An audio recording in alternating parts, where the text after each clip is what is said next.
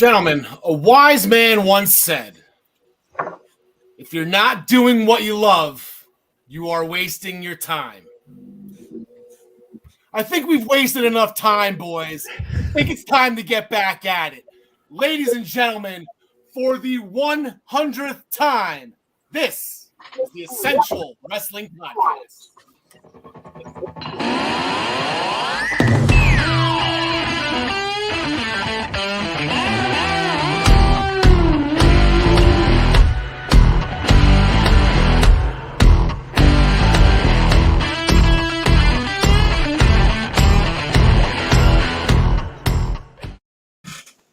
Ladies and gentlemen, my name is Karl. I am the host of the Essential Wrestling Podcast, powered as always by the Eastern Observer. You can taste the power.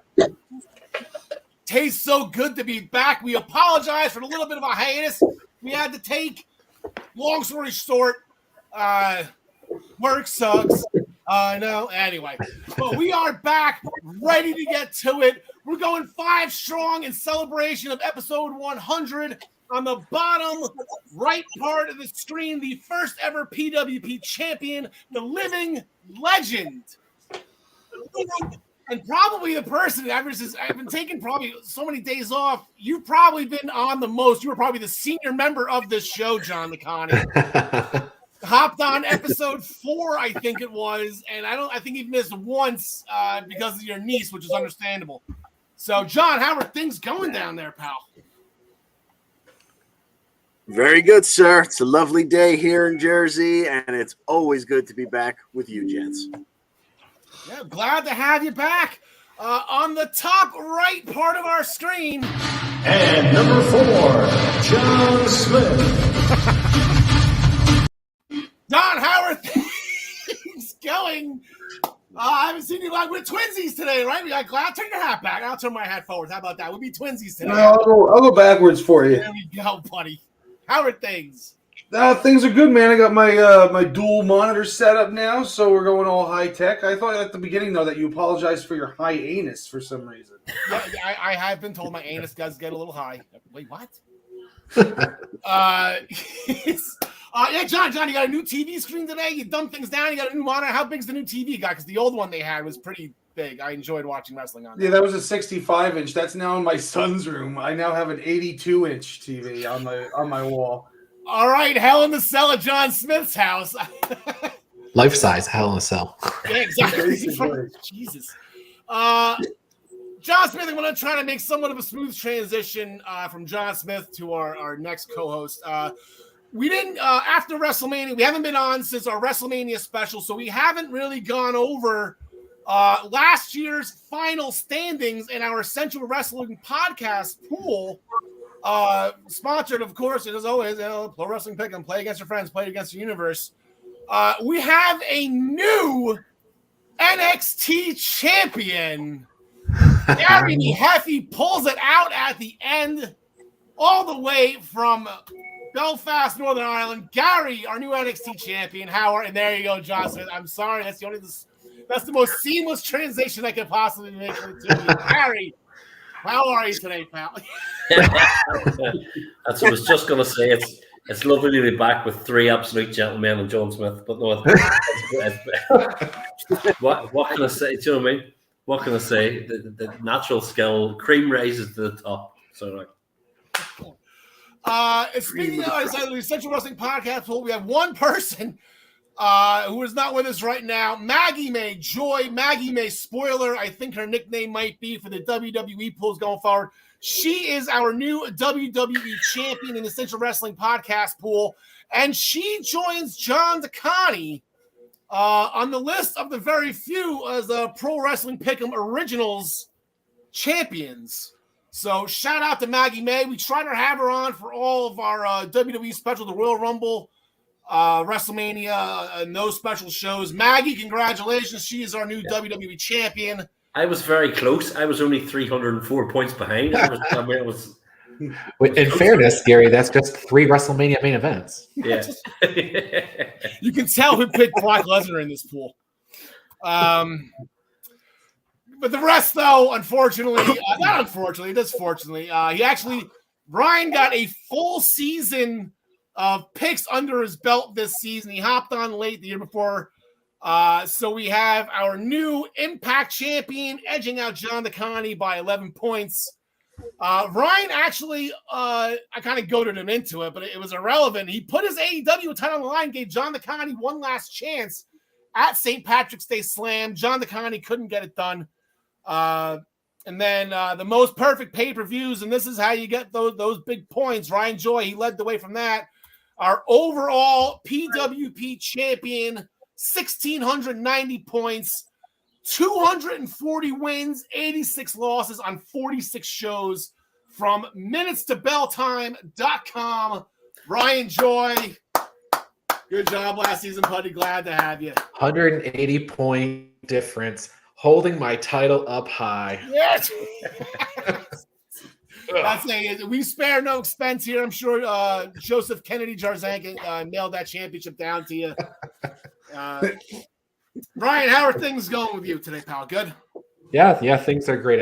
I just stole this off of my Hikaru Shida action figure. So. I was actually going to say that looks like a women's AW, the old one, right? They got a new one. Right? Yes, it's the old women's championship. Okay, so we're going to roll right through it on today's episode for episode 100. Josh Alexander wins. With his first successful title defense at Under Siege. Braun Breaker with a successful title defense at Spring Breakin'. As you can see, Gary Mehaffy, he is with us to discuss NXT UK and the World of Darkness Women's Championship match. I thought that was really fun. And not to mention, we got a huge championship match coming up this Thursday on NXT UK's 200th episode. So we're doing 100. They're going to do 2. That's going to be a lot of fun. We make our picks for this week's upcoming shows. You're going to see the graphics and statistics, or more just graphics right now. We're going to get some stats back, Ryan. I used to love the records on all these graphics. Well, you've got the graphics. The stats. You got the graphics. They're presented by... What's that? Stats will have to wait. Okay, that's what I figured. I enjoyed those. I like to see that. Especially with the way that John Moxley was when we first started doing this. He was on a tear. Yes.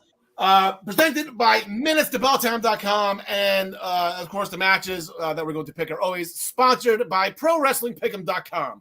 Play against your friends, play against the universe. And guys, especially Tim Anderson, we're looking at you right now if you're watching. She'll like it too. Apparently he didn't get that joke when I posted it on the Minutes to Bell Time thread the other day. Who's she? I'm like, okay. Let's in the basement. Okay, we're going to main event the show with All Elite Wrestling in the beginning of the Owen Hart Foundation tournaments. Brackets galore. We got 3 tournaments starting. With one of the NXT. We'll get to that as well. Here are the Raw roll-up standings. We've missed a couple, but John DeConnie and myself, John, thank you so much for helping me keep track of this. Here are the Raw roll-up standings going forward, still aptly named, with Raw with a 2 roll-up lead on AEW. Impact, SmackDown not too far behind, and SmackDown's got a hidden gem. We'll talk about him in a little bit. Gary up there, NXT UK with 8. I'm a little shocked with NXT 2.0. They haven't had roll-up class. I haven't taught that class yet, right? I mean, it's still Vince McMahon and Bruce Pritchard writing it, and yet they just refuse to roll each other up. I don't get it. I think it's Matt Riddle going to take roll-up classes from there. Here are our standings. Oh, what did I do? Oh, yeah, standings started. There we go. Perfect. We did miss a show during our hiatus. We did miss Rebellion. So here are our new standings in this season. That was the only show that we missed that accounted for. And Travis Severance, like a bat out of hell, going 6-2, 57 points. Rebellion was a big show, one of the big 4 for Impact, so I had a little bit higher point values, the 15-point title match. There was a boatload of interpromotional matches. Ryan right behind him, John DeConnie. Myself and Gary Johnson, we went below 500 on that show, so we're looking to turn it around. It is still early, like you saw in the last season's graphics, 46 shows. This was show 1. We're good. There's a lot of more fun ready to be had. And if you care to join us like Tim Anderson just did on Ryan's thread, please go to prowrestlingpick'em.com. Join the Essential Wrestling Podcast pool for the 2022-2023 season. But we're going to curtain jerk the show with a sneaky, impressive Raw Premium. What is it? Premium live event. Special live event. WrestleMania Backlash. Didn't look so well on paper. I wasn't too excited about it. I sat down, watched it cover to cover. I thoroughly enjoyed it, especially the main event, John DeConnie, supposed to be tag team title unification match. I guess we'll eventually get to that, as you saw last night. But Roman Reigns tore up that contract, wants nothing to do with that. He wanted himself in, bring Drew McIntyre into the picture, and we had a honey of a main event. Yeah, this card snuck up on us because, you know, the stories going into it, was a lot of rehashes from WrestleMania. So I can honestly say I was not excited in the least going into this show. And every match I thought really was better than I expected, especially the ones that I didn't expect to be that good at all were were better than expected. The main event, you knew with those 6 talents in there, you were going to get a good match. And for 20 plus minutes, they did exactly what you expected. They tore it up. There were, spots and finishers back and forth and close calls aplenty. And then it ended with Riddle springing to the top buckle to meet Jey Uso, pulling him off into a super RKO. And then as soon as Riddle got up to kind of either celebrate or turn around and get into the cover, he was essentially cut in half by a spear by the tribal chief, and a 1-2-3, and the bloodline takes it over RK McBro. RK McBro. Yeah, just the one point Randy Orton hit that RKO on Roman. That was Michael Cole popped huge for that. I think the crowd did as well.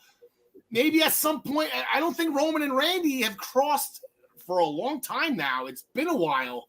They're on different shows. I know they're going to go back to that from what I saw. They're going back to the exclusivity, right? I guess from what I hear. So we may not see that match until after a shakeup. But that's one guy on Roman's list we haven't gotten to yet. Ronda Rousey defeated Charlotte Flair in an I Quit match. Charlotte said I quit after Ronda Rousey had an armbar entangled into a chair. It was Mother's Day on Sunday. For those of you, happy Mother's Day for those who celebrate or identifies themselves as celebrating, right? I have to say that correctly. That one was kind of a layup. I mean, I didn't really that Charlotte was taking time off, but Ronda Rousey, not in her to say I quit. So good for Ronda Rousey. She's now the 11th SmackDown Women's Champion of all time. I think the 8th person to hold both titles. So that's actually pretty weird. John Smith, we had here we go, WrestleMania rematches. So that was one, and then we had Edge and AJ Styles. Yeah, and this one was actually better than the WrestleMania match, in my opinion. There's a lot more, heat behind it. A lot more, now that the Judgment Day is involved, things are a lot more heated between them. And then Damian Priest was barred from ringside, but the aisle, I guess, is not considered ringside because after we get a hell of a match between these two for about almost 15 minutes, you get Damian Priest out on the ramp, and then AJ is like, he's not supposed to be out here. And then all of a sudden, somebody jumps up on the ring in a hood, distracting. Edge gets the win because of it. I don't remember exactly how it ended, but it was just like, it was more about who the heck was that, And, I couldn't think of who it might be, and then it ended up being not even a dude. It was Rhea Ripley. Who is that masked man? Yeah. And it's like this is like the type of thing that that character has been waiting for years, because she's been a face this whole time, and that's not a very face gimmick she's got in general. So I think she's gonna run with this. I think it'll be good. Yeah, Bianca Belair's in trouble. I like that has going. Yeah, it was funny. Who is that masked man? Oh, not even a man. Okay. The match ended with it was like a crossface sleeper submission hold. AJ Styles ended up passing out. So nice little clever finish there. Another WrestleMania rematch. This one actually curtain jerked the show. Jerked off the show. Ryan Floyd. Yeah, Cody Rhodes versus Seth Rollins, and I thought this match was actually very good. There was the big story was that Cody surprised Seth at WrestleMania. So now you have that whole element of surprise taken away, and it did seem like they really leaned into that because they countered each other's moves constantly throughout the match. Ultimately, it ended up with Seth Rollins rolling up Cody, hooking the tights, Cody rolling through, hooking the tights on Rollins, and that led to the pinfall victory for Cody. So, good match. This must continue. Yeah, like I say, and we found that later on Raw that Seth's not letting us go. Now, John Smith, we do have, I know you had Cody is trash, but like I said, wise men quotes today. This is my second one. First one was Billy Joel. This one from Yunosuke Shigata. Just because you're trash doesn't mean you can't do great things. It's called garbage can, not garbage cannot. There you go, John Smith. Send Take it to that. Cody. Exactly. Cody's trash, but it's garbage can, not garbage cannot.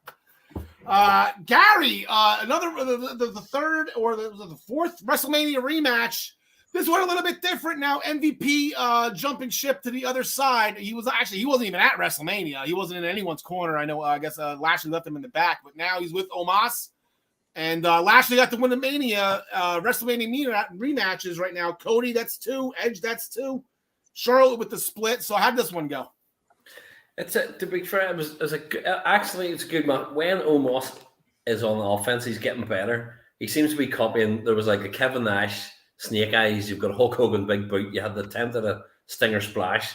He had all that, and he was taking that. And there was a lot of back and forth. He did eventually, after he was trying to go through him and take it to Lashley. Lashley did get the hurt lock on, but he poured out. And after Lashley hit him then with the spine buster, you did have, it has to be said, MVP who got involved, hitting him with the cane up around somewhere in the head, I suppose. And almost hit the tree slam, took the win, which I'm not saying cost me my headache, because it didn't, because I got other ones wrong. But I did think Lashley was going to beat him in this one as well. But they're behind Omos, and he does continue to get better. And I think linking him with MVP is a good thing too. So, yeah, and I did notice that Omos now does have a new nickname. He is now the Nigerian Giant, which is great. But did Apollo Crews just get put on the next set of releases?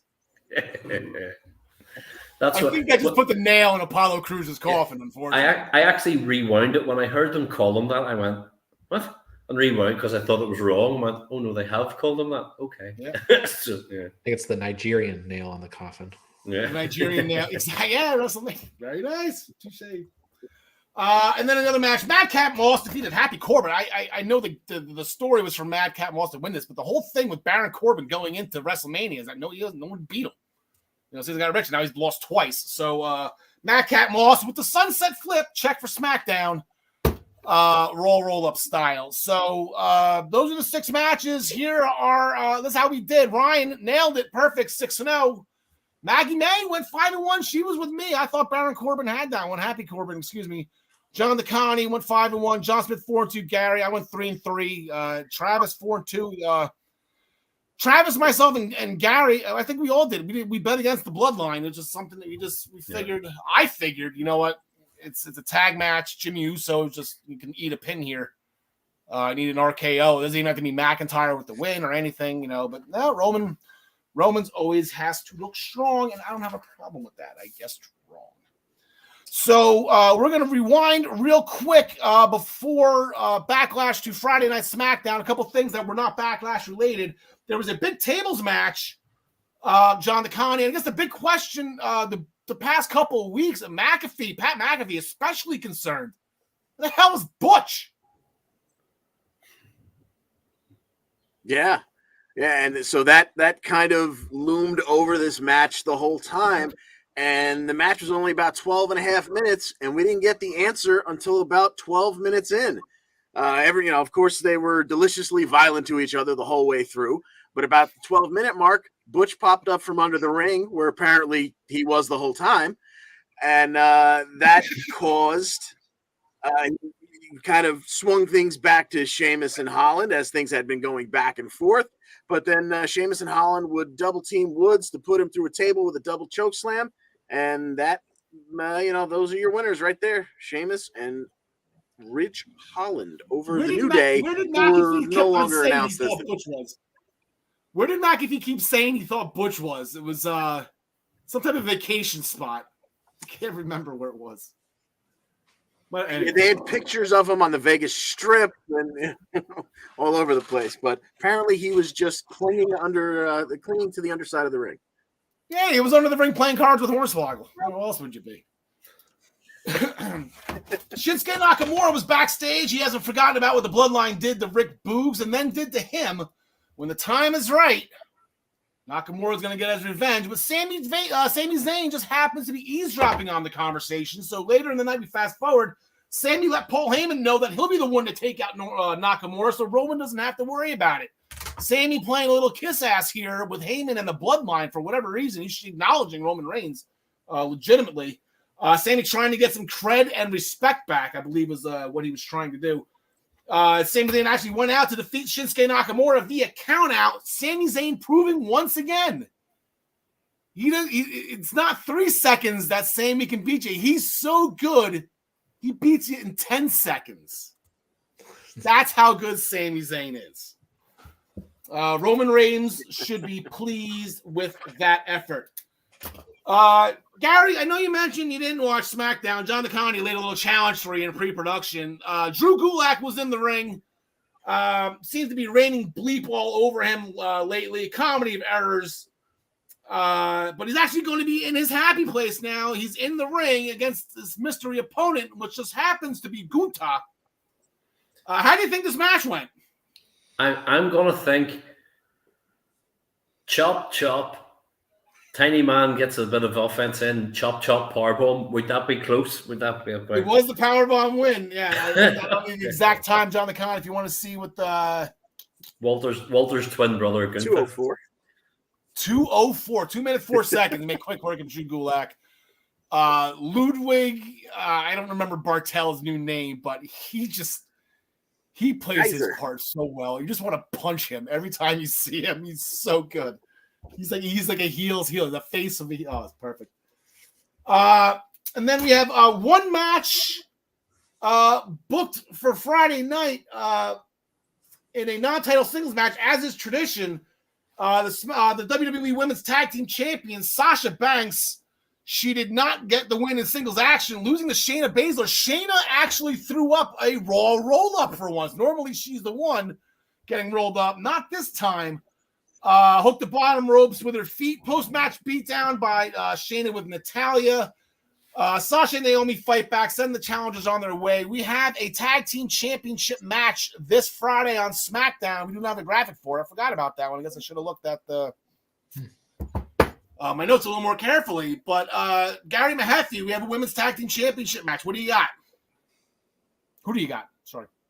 I forgot that was even happening. That just shows you what I'm going. Who is it again? It's Natty. It's Sasha Banks and Naomi defending against Natalya and Shayna Baszler. I'm gonna say Natty and Shayna Baszler. Well, we got new champions. Okay, yeah, John I still think Sasha Banks is miscast and needs to be a heel. So I'm gonna say they're gonna take the titles and she's gonna turn. Why not? Go for that.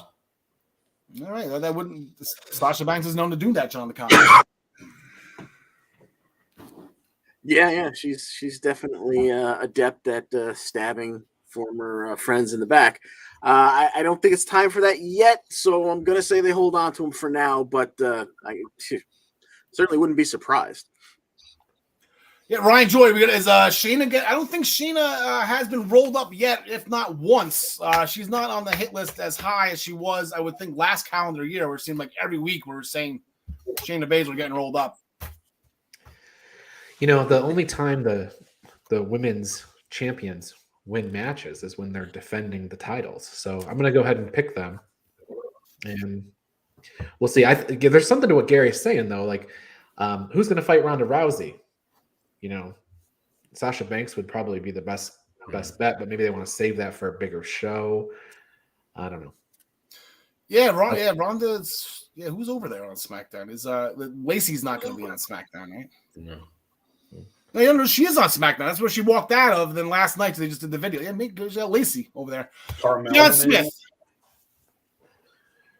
I don't know. I think I'm gonna go with Natalia and Baszler on this one because Natalia's been doing some stuff in NXT, and it'll make her look stronger if she's got a belt on her shoulder over there. There you go. I'll go with the title retention. I don't like betting against Sasha Banks, but I guess been wrong before. About last night on Raw, we have our WrestleMania Backlash night after WrestleMania Backlash. Is that it was main evented. It was Bianca Belair against Asuka. Bianca Belair won by disqualification after Becky Lynch dragged Bianca out of the ring and then threw her into the ring steps, manhandle slam on Asuka. There's a lot going on with Asuka and Becky Lynch. They had a little altercation again backstage where Becky's saying that she handed Asuka the belt. She didn't really earn it, not earning this opportunity. And then Asuka would say Becky's not a mommy, she's a baby. So it's actually kind of fun little feud. I love these two fighting. Keep going forward. Cody Rhodes had an impromptu. I don't say impromptu. They announced it probably an hour before the show, but they kept on drilling it into the ground that the show was at 10 p.m. Eastern. Now that match was at 10 p.m. Eastern. I thought that was really random. I never heard them do that really. Cody Rhodes got the win against Austin Theory, but via disqualification after Seth Rollins jumped Cody from behind. Rhodes trying to get past this whole Rollins feud. He beat him twice. He's done and done, as he said in the pre-match interview. Rollins doesn't seem to be done with it. And remember, it's not Garbage Ken, or it is Garbage Ken, not Garbage Ken not. Seems like that's how they did that whole 10 p.m. thing, so I knew when to turn the TV off. You want to switch over to the hockey game or the basketball game? I think there are a lot of people that turn off at 10, which is maybe RK Bro started the show in the ring. They still want to unify the tag team titles. They're going to go to SmackDown this Friday to make the challenge to the Usos via Roman Reigns, because we know the Usos, they're saying the Usos can't think for themselves. A little bit of point there. The Street Profits interrupt. They want to be the ones to unify the tag team titles. And, of course, they want the smoke as well, Ryan Joy. But we start the show off with a Raw Tag Team Championship match. Yeah, Street Profits, they got next. 10-minute match here. And, toward the end, Montez Ford starts that climb. He climbs and he climbs and he climbs and he gets to heaven. And he looks down and there's Riddle's carcass laying there in the mat. And he does the leap from the heavens. Riddle immediately stands up and gives him an RKO. 1, 2, 3. And that is your finish. Love a good RKO out of nowhere. Randy apparently loves seeing an RKO out of nowhere. The look on Randy's oh my God, he was very impressed. And then Riddle was amped after that. Normally you see him laughing like Joe. Riddle was pumped after that RKO. That was a fun little end right there. Just not even in the wrestling, just the facial gestures of those two. I thought that was pretty fun. John Smith, as you alluded to when we were breaking down Backlash, the Judgment Day had a great night that night. They got Rhea Ripley on the squad now. Edge actually got a haircut just so he can look like Rhea Ripley. Judgment Day in-ring promo, some things said, their movement's not done, yada, yada, yada. Both Rhea and Edge took some shots at Liv Morgan, so Liv Morgan appeared, and we have a match here against two former tag team partners. Yeah, and Liv was never really able to get the upper hand in this one, man. Rhea just looked dominant, and she just kept slapping her down. And at one point, she was just driving her face into the mat over and over again. Every time Liv got one move in, the next move was countered. It was just domination by Rhea, where at the end, she slapped Liv's legs away when she was doing some springboard off the ropes BS, and just grabbed her in that reverse the reverse cloverleaf looking thing where she hangs them upside down by their legs and tears their knee apart. Liv immediately taps out. They celebrate in the ring, the Judgment Day, all three of them, and then she grabs her again and does the move to her for another about 15 seconds. And not until she lets go does Finn Balor decide to let his music get hit and come out. And so I guess he's been taking pointers from Humberto Carrillo, even though they're not, it's not his job to save Liv, but he was standing right there waiting to come out next. Why didn't he help out? I'm going to see where this goes. Yeah, exactly. So then AJ Styles comes out after that because he's gonna be by Balor's side for this. So he couldn't help out either. Oh, just time out, not time out. I just don't know why I'm laughing. I'm just like picturing the guy that's got his finger like this, waiting to hit Balor's music. Balor's like, no, wait. And then she lets go. All right, now. And just the guy, like, you're an asshole. You know? And then it's the music for Balor's asshole. So we follow that matchup with Priest versus Balor. Balor got the upper hand right off the bat, but then Priest smacks him down, starts, putting on rest holds, same old heel stuff. And then once Balor gets the momentum back and clotheslines Priest over the top ropes, Rhea Ripley gets in the way of a tope suicida or some sort of attempt that Balor was going to make. So Balor stops. He starts yelling at the ref, and he gets speared out of nowhere by Edge for the DQ. And then AJ comes in and tackles Edge, and then everything's going on, and then Edge ends up spearing AJ Styles also. So we got some domination by Judgment Day. The Judgment Day. I think there was a leg sweep by Damian Priest to go with that spear, like total elimination style. On Styles. Total elimination. Cool. So I did not notice that. I'm gonna go back and watch that. Yeah, there was a leg sweep by Priest at the same time. They pulled it off. They executed it well. The investigation of Sonya Deville's behavior as of late has been concluded. Recklessly and unprofessionally abused her power. Anyway, so she's been terminated as an official, but she's still a superstar. So that match she lost to Mandy Rose is now completely irrelevant. But whatever, she can just go back to be a 100% ass kicker. I'm excited. And well, maybe after last night, she can go back to be 100% ass kicker. Returning Alexa Bliss made short work of a pretty shocked Sonya Deville. I don't think she was expecting to be terminated. Alexa Bliss, I believe, got it done in less than a minute, right? 40 seconds, John Connie? Yep. Yes, sir. Yeah, so Alexa Bliss, she's got her old music back. So that was fun. She's still carrying around Lily. Big crowd pop. Alexa Bliss now back a part of the Raw roster. She's been missed. So welcome to have her back. This whole Kevin Owens and Alpha Academy backstage segment was absolutely, they're just there you go. These guys are just absolute gold together. Apparently Kevin Owens' brother Ken, who is a 3-time Grand Prix racing champion in Nova Scotia, he's going to be taking on Ezekiel last night. And also it was, I guess, there was a solo cup that Ezekiel drank from. Chad Gable knows somebody at the DNA company, like the DNA company. Oh, the DNA, that's awesome. So apparently there's going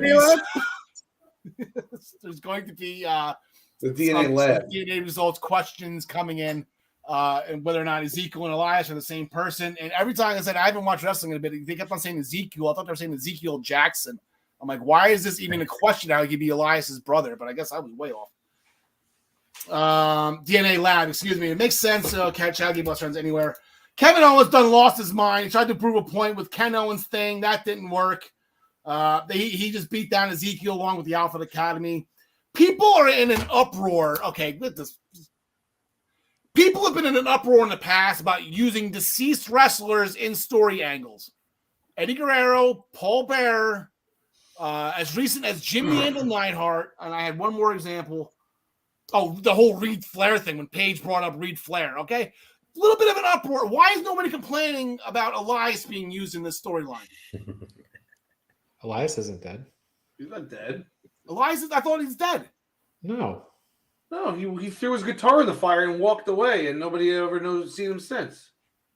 John DeConnie, you kind of the same like I do right now. When I thought he was dead. Yeah, well, when he threw the guitar in the fire, he said, Elias is dead. Now, there was somebody actually saying it, so that man is still with us, but, Elias Does that mean dead. Elias committed suicide after he threw his guitar in the fire? I have no idea. I thought the whole when Ezekiel came in, I thought he said that Elias was dead. Okay. I think we answered the question, Al, because there's too much confusion about whether Elias is alive or dead. That's why nobody is up to talk about it. Yesterday, Ezekiel said that he wishes that his brother was here right now so he could sing a lullaby for whoever he was talking to. I forget. Yeah, Kevin Owens. Ken Owens. Is it Ken or Kevin? Ken Owens. Yes, Ken Owens. Here we go. Ryan Joy going against your point. The WWE Women's Tag Team Champions, they had a non-title match against Doudrop and Nikki Ash, and they got the win after the champs hit Rents Do. I guess they're naming their double team finisher on Nikki ASH. Post-match, Doudrop wasn't happy with Nikki, didn't tag her. When Doudrop asked for it, Doudrop repeatedly in Nikki's face post-match, you need to take this more seriously. Or something of that nature. So, Gary, I know you like your Scottish women. I thought they were going to be a nice little tag team for you. It doesn't look like they're getting along. Maybe Nikki Cross comes back as a result of this. I think that would be a fun little team up with Doudrop. I mean, I was really pleased actually when I heard that paired them up because obviously they're both ICW and stuff from over here, and it was like I think they'll be good. They'll work well together. They'll be good. Ciampa defeated Mustafa Ali with an inverted DDT. You don't see too many people getting, a pin on an inverted DDT. I mean, I'm not going to blame the referee on that one. This was appointed by Mr. McMahon to be the referee in that match. I thought it was a legitimate count. Anyway, Veer Mahan defeated In Action with a cervical clutch, which I'm not sure how that move hurts a man's cervix. But hey, WWE, am I right? And then they had a VIP lounge segment with a special guest Omos gloating about the win at win against Lashley at Backlash, interrupted by Cedric Alexander, who's looking to again join MVP. I'm watching that match at Backlash, and I'm sitting there. I'm like, they need to put Lashley back together with Cedric and Seti, Shelton and Seti. I think to get the Hurt Business back together without MVP, I thought that'd be a lot of fun. But Cedric wants to join MVP. Lashley came out, wrecked house. We're going to have a steel cage match next Monday night. I don't remember MVP being able to climb the cage all too much. I know his cane can fit in the chain link. I won't do that gesture again. Holes. John Smith, who do you like in this one? What's the match again? It's Bobby Lashley and Omos in a steel cage. Oh, the steel cage. Give me Omos still. Omos. Is he going to climb out of the cage, John? Climb out of the cage to escape? We're just going to step over it, right? Yeah, pretty much. Since he is so nimble. Give me Omos. And as you were saying, if you put Lashley back together with Shelton and Seti, then maybe Apollo Crews isn't on his way out because then you could have a three-man Nigerian contingent to battle with him. That would be awesome. Ryan Joy, you like MVP's that? from Miami.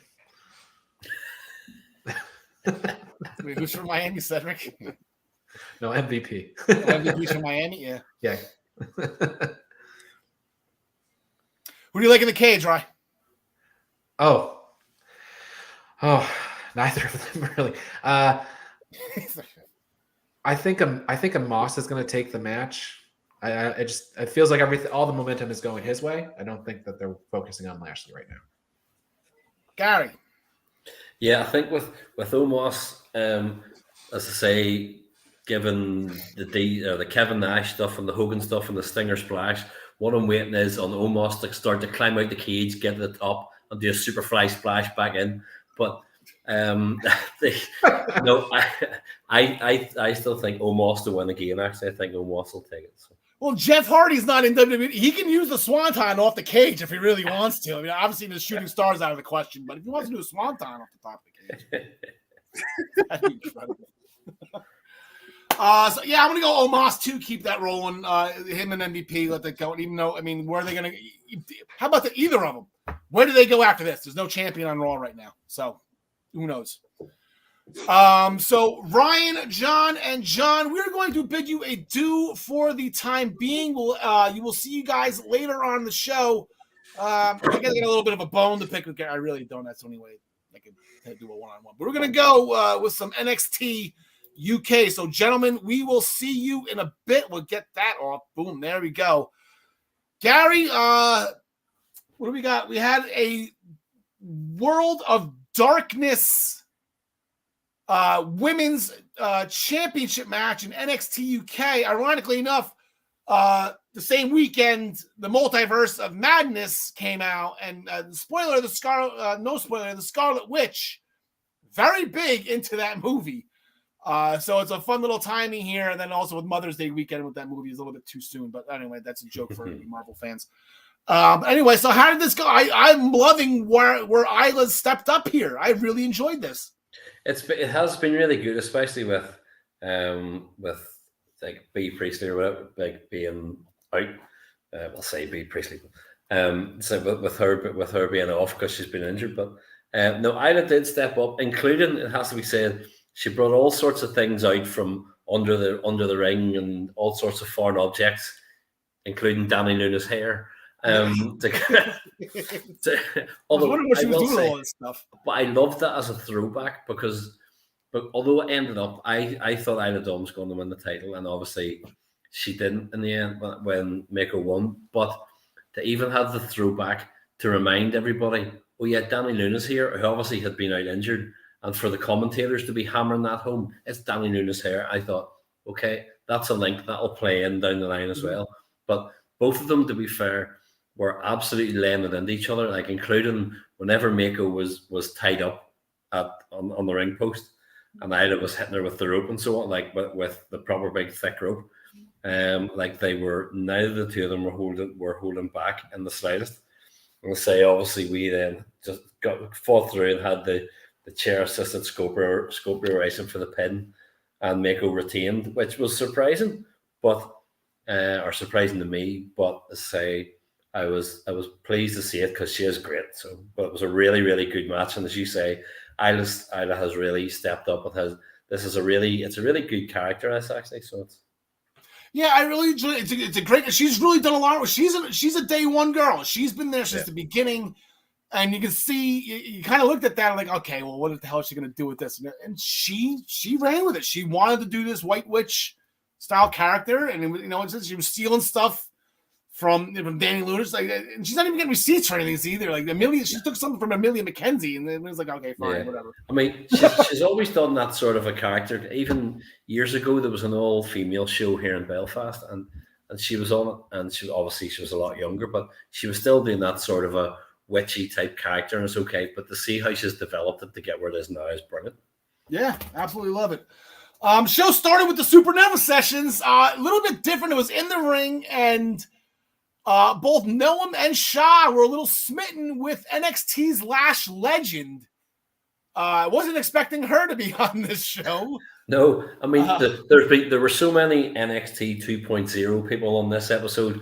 I was going to say John Smith should review it, but then I came top of the rankings, so probably it's better for me to do it. But, yeah, this is they're both your neck goes, right?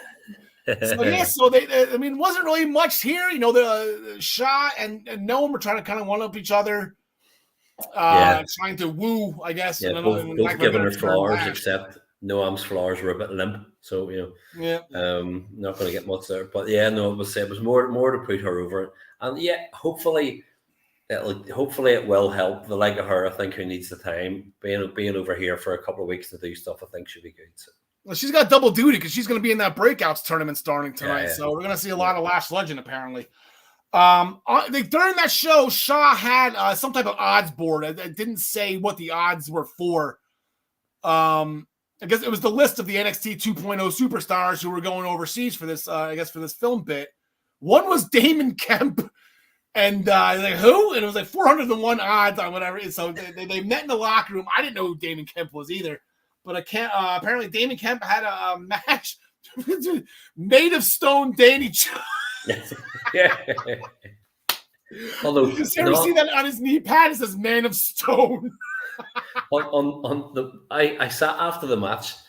There was a tweet came out from the BT Sport or WWE on BT Sport because it's shown on BT Sport here as well, and they went, "Well done to Damon Kemp defeating Sha Samuels in his first match." And I replied, No. No. Yeah, it was Danny Jones, who I'm pleased to see. He is good, and he's actually becoming like a wee bit of a cult figure with some of the fans as well. Oh, So he's the new Jack Stars. Yeah, it's man. Exactly. And he's got that one knee pad that says "Man of Stars." That's it. I'm sold. I'm sold on Danny Jones. Stay as long as he wants. Yeah. Carlos. No. But again, Damon Kemp. Again, I think it'll be good for him, and obviously getting the Roman Power Slam for the win at the end. But it'll be good for him to get a bit of time against different people over here. So, new superstar Tiger Turan. yeah. I never heard of this guy. I've heard of Tiger Mask. Whatever. My cats love this guy, apparently. He defeated In Action with a flipping senton at the top turnbuckle to win his NXT UK debut. Kenny Williams in the back freaking out after this. Is this what we think it is? I assume so. I remember here, I was like, somebody, I think when there was like something last week about him coming, somebody was like, oh, yes, is this Amir Jordan? I was like, what? And then I looked at it again and went, okay, it might be. I thought, clever. I like that. This is good. Bring him back in the funny way, and to have Kenny Williams being the one who's freaking out really plays into it, so it should make it obvious. So yeah, Amir Jordan lost a loser leaves NXT UK, which we're going to discuss in a little bit. Another one of those matches. Yeah. He lost the loser leaves NXT UK to Kenny Williams, and we were both thinking, okay, we'll send Amir over, let him go for the cruiserweight title, and then that never happened, and now the cruiserweight title's gone. Yeah. So I mean, I actually quite hope they could make it like whenever Hulk Hogan was Mr. America, and it was all like it's Mr. America, and he's like, no, it's not, and was lifting the mask up. That Kenny Williams could be he's banned from NXT UK. Yeah. He was really talking about it's not me. Oh yes, that could be good fun. There's a De Familia video package celebrating the recent successes, and they're looking forward to the future. Tealman and Rohan have an opportunity to tag titles. I guess that'll be in not this Thursday, but the following Thursday. And Charlie Dempsey has a rematch coming with A-Kid. So there you go, Garrett. Winner is you coming up. Yeah. There was a backstage segment with Sid Scala. He announced that there will be the tag team. There's going to be a triple threat tag team championship match coming up. There's going to be qualifiers to name the two challenging teams for Mustache Mountain. We'll get to that in a second. It was interrupted by Von Wagner. He was one of the guys that was on Shaw Samuel's list. I thought it was interesting, actually. Gradwell. So it looks like we're going to get Sam Gradwell versus Von Wagner coming up at some point. I did think it was interesting with Sid Scala did say when he talked about the tag team thing, did say about some new tag teams in NXT UK will have new, and I thought, well, they're going to bring some different teams in. So I know Pretty Deadly have gone across, but we'll see what happens. I don't know. I mean, I haven't heard. I've literally heard nothing, but it'd be interesting to see what does happen. So, well, De Familia is planning to be one of the teams. And then we have one match set for this Thursday on the 200th episode of NXT UK. We got Ashton Smith and Oliver Carter going against the Coffee Boys, Gallus Boys on top. Wolfie, I guess, staying with the singles action. I guess Wolfie and Joe switched it up a little bit. Coffee Boys, we got brothers here in action. And then the winner of this will be, I guess, entered into that tag team championship triple threat match. So who do you got? Yeah. I'm gonna go Smith and Carter. I think there's something brewing, some sort of split in Gallus coming, and maybe a heel turn from Joe. But I'm gonna go Smith and Carter again. That they're gonna go in and have another kind of match or involved in the match with Mustache Mountain again. So I like the Gallus Boys on top. I like the Coffee Boys, the Coffee Brothers going against. It's just Joe Coffee is just so good today. I don't want to against them, but they.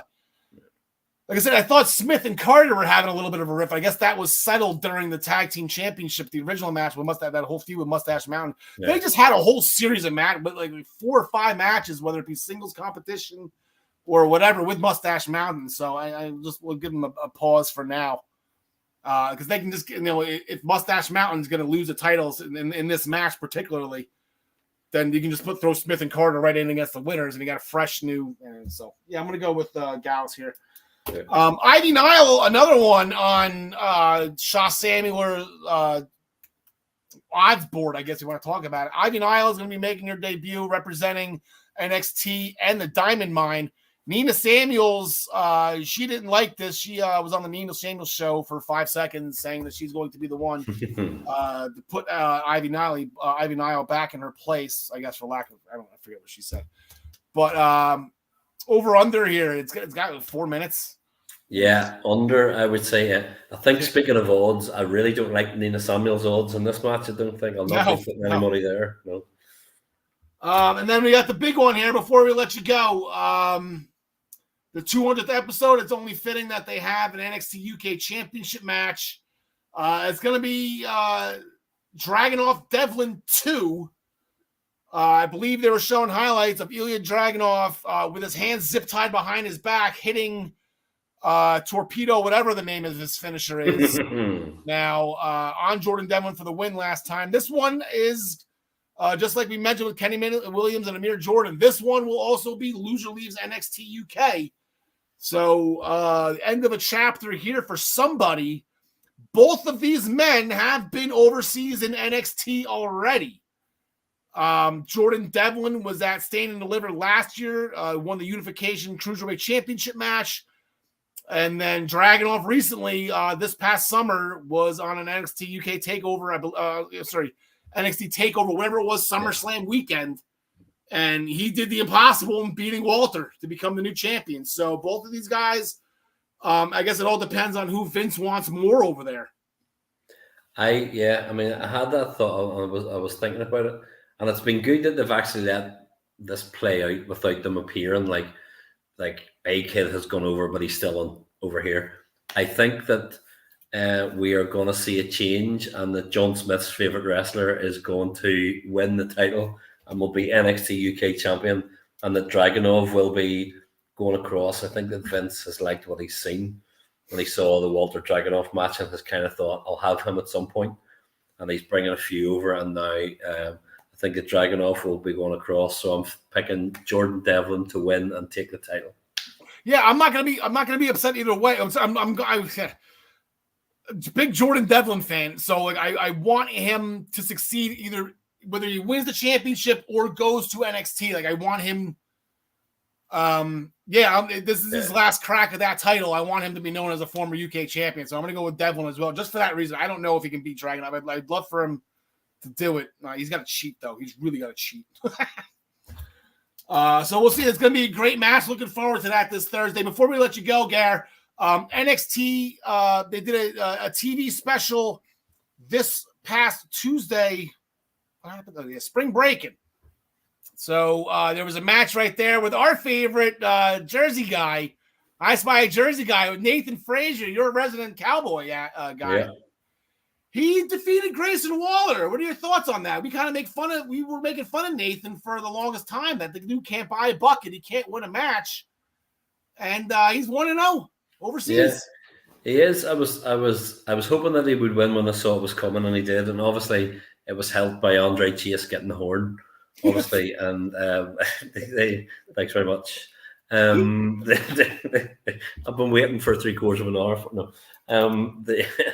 It was really good. Nathan Fraser is amazing, and for everybody who's just seen him for the first time, you saw his mat wrestling at the start. You saw his high flying stuff that he can do, and I do think while it goes against everything that NXT 2.0 is, the style, I do think that he'll be the man. They could maybe pair him up with what's his name from, not Wesley, the other one.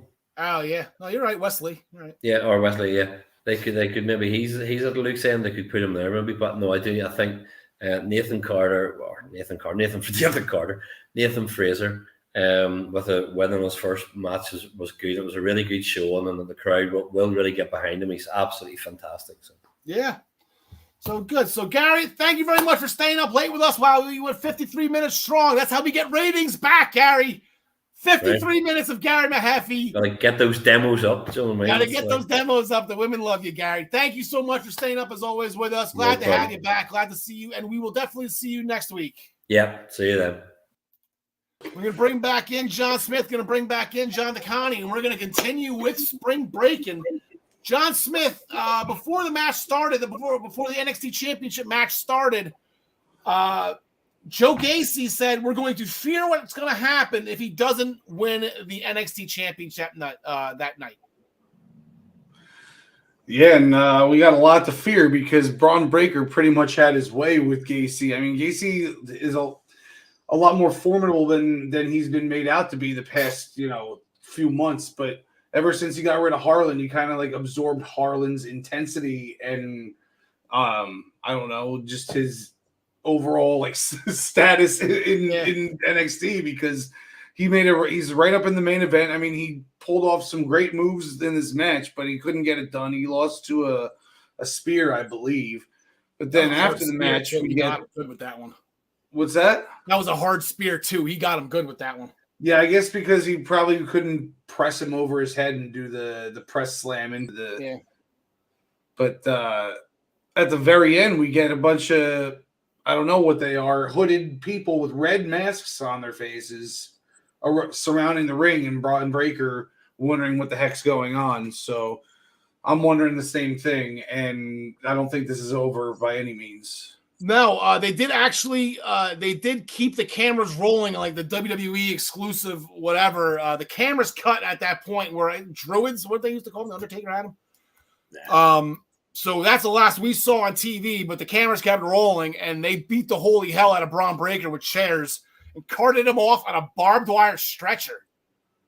So I guess that's what Joe Gacy was talking about, is there's going to fear what happens if he doesn't win the championship, and that's what happened. So there is that. So to be continued with Joe Gacy and Braun Breaker. I didn't see that. What was that, on the internet after the fact? Yeah, it was on. Yeah.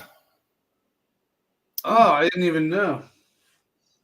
Okay. So Gary just sent me backstage. They just announced the brackets for tonight. So all right, we'll get to that. John Smith also, we had a doozy of a triple threat match for the North American Championship.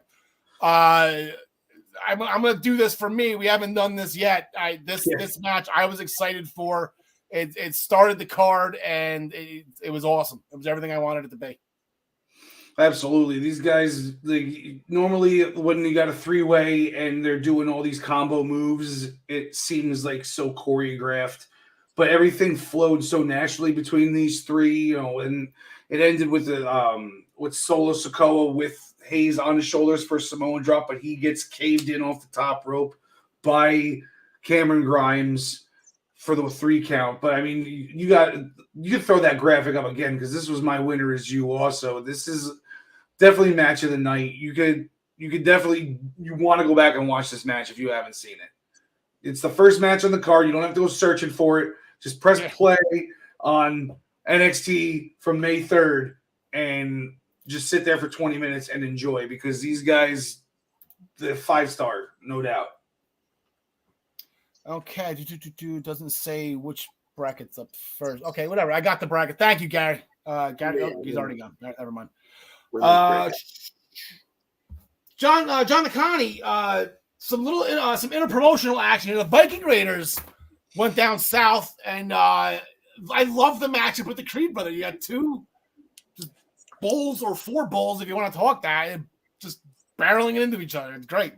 Yeah, this was some good old-fashioned big man violence, and we got about 13 minutes of it. And this was you got the feeling that this was going to be. I mean, every time I think the Creeds are going to win, they're going to take the titles, or they're going to win a triple threat. They don't. So here, I thought this was just going to be like AJ coming down and beating Grayson Waller and saying, you're good, but you're not ready yet. I thought this was going to be the Vikings teaching the Creeds a little lesson. You boys are good, but you're not on our level yet. And just around the time that the Creeds started to take the upper hand back, you had Julius hit that cartwheel slam that he does on Eric, and it left Eric kind of hanging outside the ring over the bottom rope. Out of nowhere, Roddy, who wasn't even at ringside, I don't think, for most of the match, just did a drive-by jumping knee, clipped Eric right on the jaw. He kind of rolled back towards the center of the ring, which allowed Julius to hit that nasty basement clothesline and get the 1, 2, 3. And afterwards, I don't think the Creeds even knew what happened until afterwards they saw the replay, and they were not happy with their de facto now leader, Roderick Strong. No, they weren't happy with Roddy at all. I don't think Roddy's happy either, from what I heard. Anyway, that's how rumors get started. Yeah. So I guess we got a rift going between the Creeds and Roddy, and it makes, I guess, the Creeds are getting cheered. They've kind of been face-ish in most of this stuff the past couple of weeks, and then now you have heel champion. They would. That's going to be a fun match when they eventually get their hands on Pretty Deadly. That's actually going to be a really fun match. Speaking of releases and whatnot, a really awkward meetup between Duke Hudson and Indy Hartwell.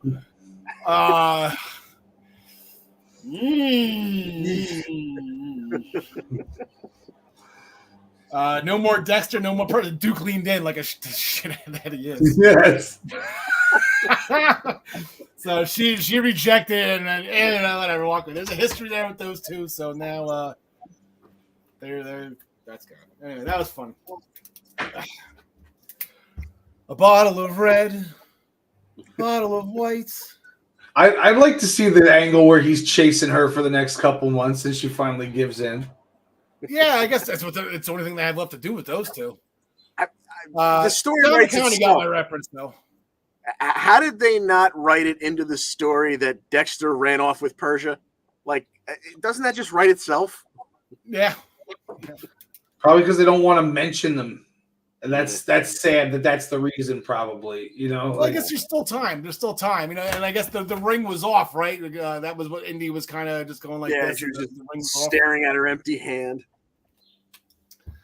well, she's left all right now. There's no more Dexter. There's no more Way. She's got Austin 3. She got her, I guess, her big brother up north. But So when you get fired from NXT or WWE in general, you have to get a divorce also? Apparently. I guess, yeah. I can't think of anything off the top of my head. Anyway, but I was singing before scenes from an Italian restaurant, 2 Billy Joel references in one show. There was a sit down with Santos Escobar and Tony B. Skillish at an Italian restaurant. I guess they were talking over Mafia stuff, agreeing to disagree, I guess, calling for a truce. Then later, Legado del Fantasma kidnapped Tony D's advice guy, whoever that guy was. So the truce was broken right away, and now the war is going to continue. Well, first of all, Al, that is his consigliere. And second of all, you should know who that is. That's AJ Galante, the former general manager of the Hartford Trashers. If you saw that documentary about the mob boss who bought his 17-year-old son a hockey team, that's him. I'm well aware of the Trashers. The public ring I worked at before I went to the Devlin Island. Their sister ring, the same owner, Floyd Hall, owned the Danbury. Yes, he owned the. I am well aware of who the Trashers are. that was their GM, AJ Galante. Perfect. There was a women's tag team match. Well, Cora Jade and Nikita Lyon defeated Natalya and Lash Legend after a split down. Is that the name of that? I've just been Slam Slam. A split down with Nikita does. John Smith's favorite move. Followed by a senton off the top turnbuckle by Jade. So as Gary was just telling me before, actually, here we go. These were our standings, our new NXT standings. After the one show after spring breaking, me and John DeConnie went 4-1, Ryan 3-2, Travis, Gary, John Smith. You all right? It's okay, pal. It's still early. It's okay. What we have going forward tonight, as I was mentioning, I just searched on Twitter real quick. I got them down for you. The women's breakout tournament is starting, and this is breaking news. This is the brackets that Gary said that just came out. So we have Nikita Lyons versus Ariana Grace. We have Fallon Henley versus Sloane Jacobs. Roxanne Perez versus Kiana James. And then Lash Legend, Tatum Paxley. Not sure what's going to be happening tonight. Which one of these matches? John Smith. Anything stick out to you here? Well, first, I don't think Nikita Lyon should be a part of it because she's already a breakout. So I feel like she's going to end up in the finals, no doubt, but probably lose because they're not going to have her lose to somebody like earlier than that. But is it leading up to her versus Lash Legend? I don't think so. I think Lash gets upset in like maybe the semis, but I guess I'm going to go with Kiana James to win this, and that's just because I have no idea who she is. All right, perfect. John DeConnie. Yeah, I think it would, like John was saying, it would almost make more sense for Lash and Nikita to both cost each other their opening matches, Yes. because they've already, kind of got their thing going on there, and that would let the little Miss Santino move on through the first round, because I don't want to see her get squashed in the first round by Lions. Give me Roxanne Perez to win this one.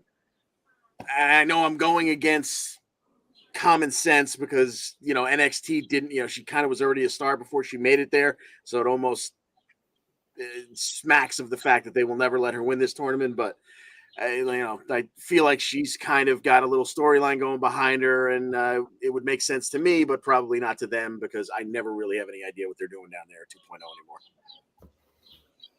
I like that. I like Nikita Lyons and Lash Legend both taking each other out, allowing Tatum and Ariana to advance. Give me Fallon Henley to advance on that one. Roxanne Perez, she's got a little bit of a thing going too, and I'll get into that.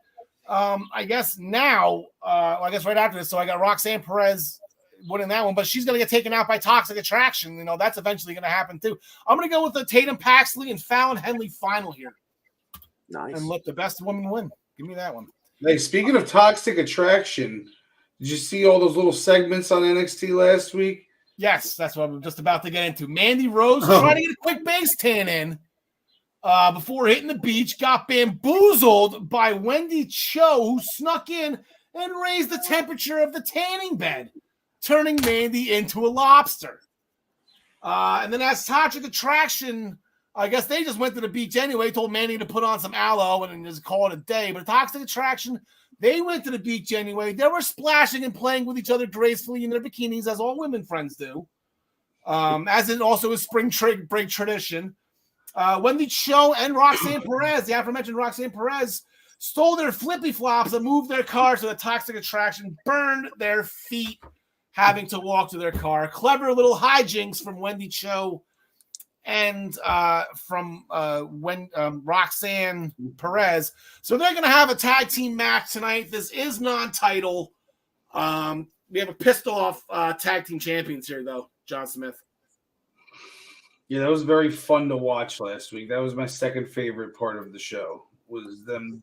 The winner is me personally. I got Toxic Attraction winning this one, getting a little bit of revenge. Yeah, mine as well, even if it is not a title, John DeConnie.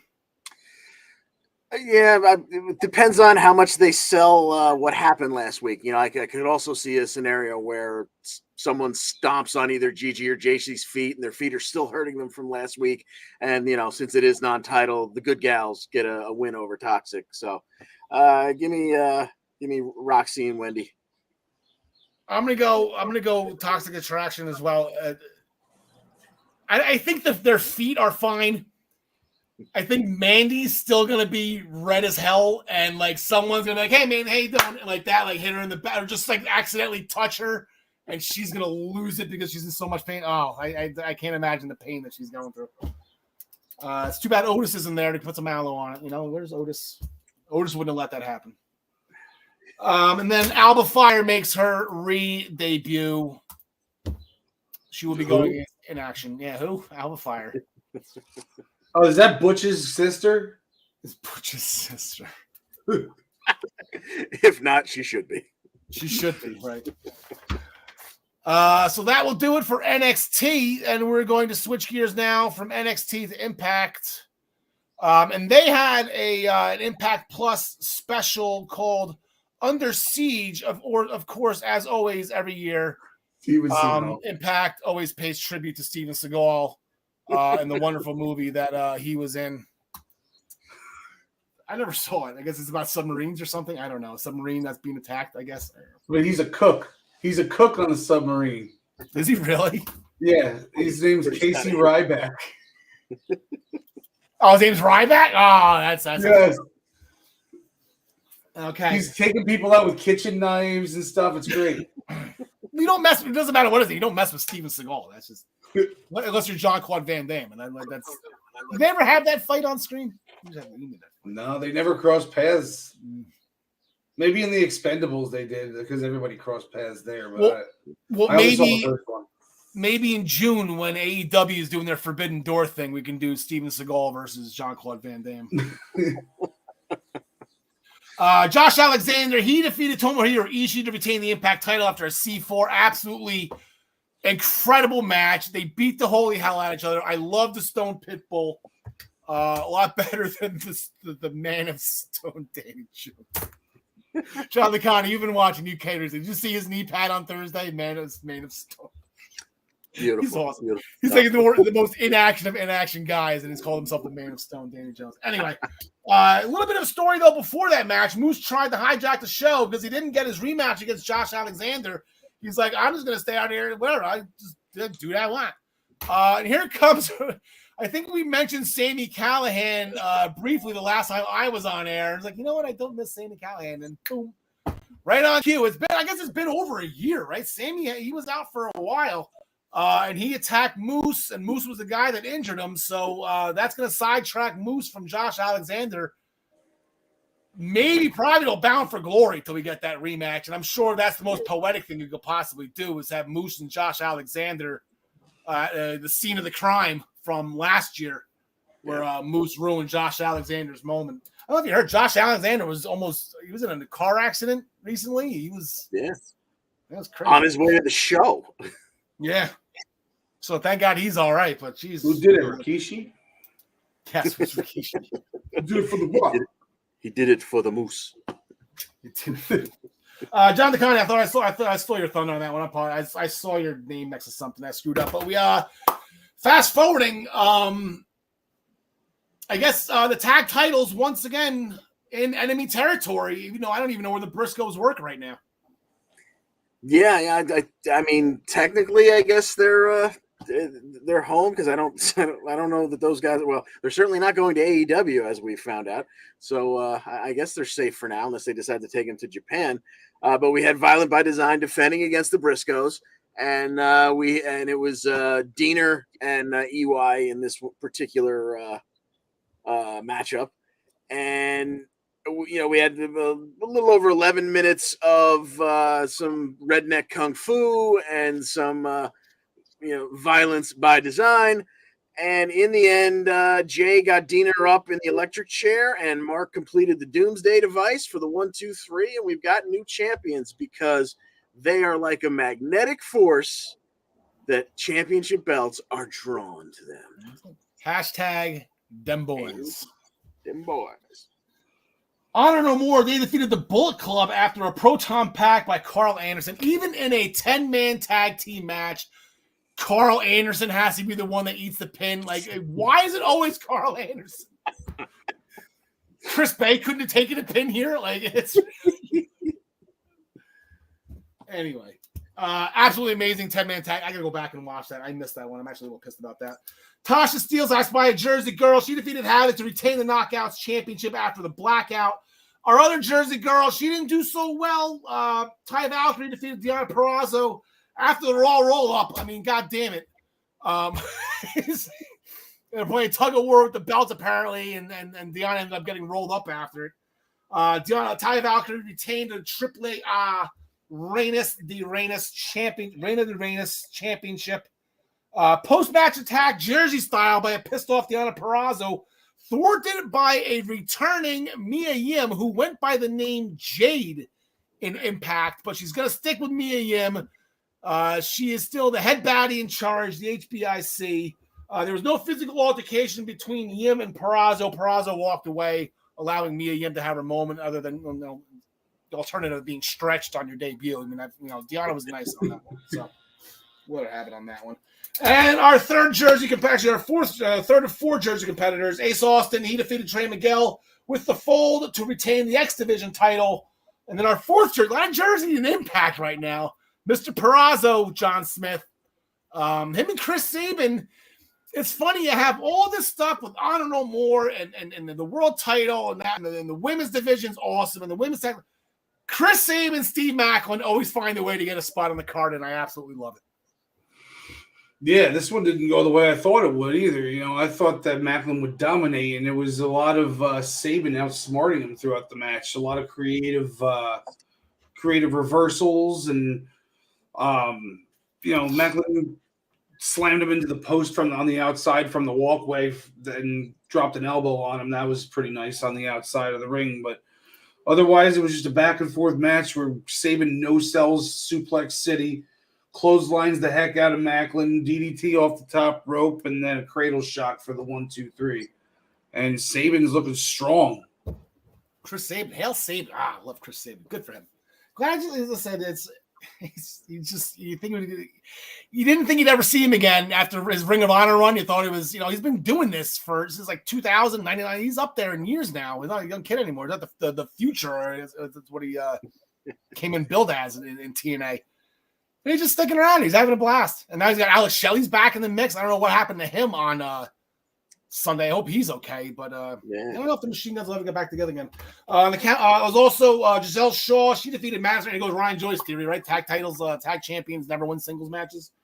Even happens in Impact. Giselle Shaw defeated Madison Rayne after a running knee to Madison's jaw. There were 2 matches on the Countdown show.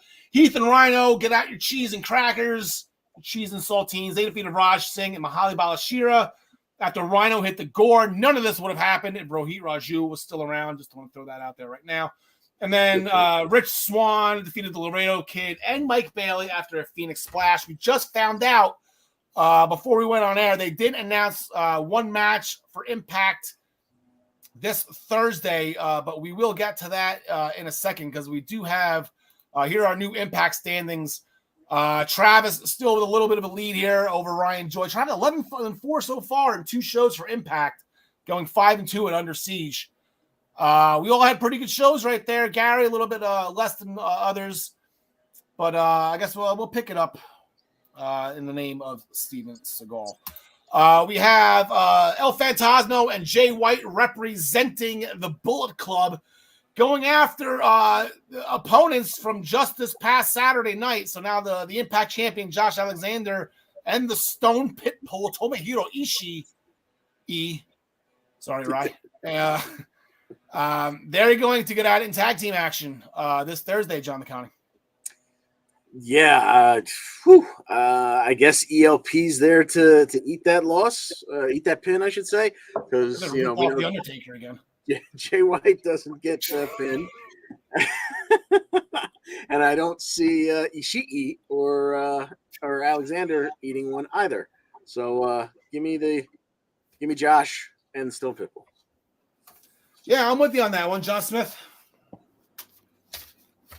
Give me Ishii. And before we we'll probably we can do this while with Ryan. That's right. Ryan's not force fed to the top here. 1 second. Okay, we'll get him up there. Boom. Get Ryan back in the top spot where he's comfortable. Ryan Joy, real quick before we get to your indie segment. Here are the overall standings from this as the current standings. You are back in the lead, leapfrogging Travis Severance after your perfect pay-per-view for Backlash. 18 wins. John and Travis each was 17. I battled back 112-6 last week. John and Gary, I guess just up to their shenanigans. Like I said, it's still early. 48 shows or 46 or 48 shows last season. This is only show 4. Plenty of points still to come. But we have a new heading list going, and Ryan has Backlash on his list already.